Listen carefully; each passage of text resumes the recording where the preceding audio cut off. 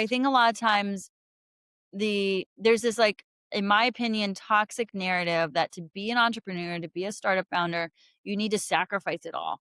And that narrative, one is some like bizarre hero's journey for somebody's like ego.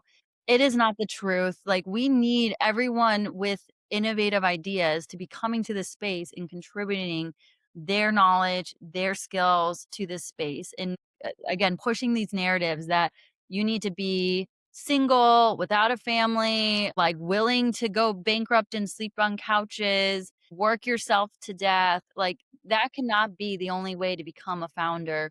We do not have like we do not have the time to wait for just those types of people to show up with innovation. And there are so many people with so many innovative solutions and ways we can solve this problem that I feel don't hear themselves in that story because it's not an attractive story and it's not a realistic story for most people unless you have a kind of comfortable safety net.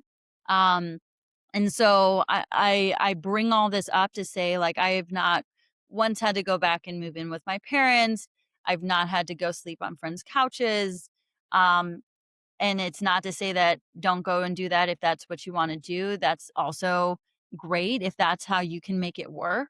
But even just doing the math on, like, what is my personal runway, going and getting a job that'll pay you well so that it can fund the venture that you want to create, that is all part of the journey as well, and I think sometimes that gets missed. Sometimes people feel like, "Oh, but I don't wanna go back to that job that's not really doing the thing I wanna be doing.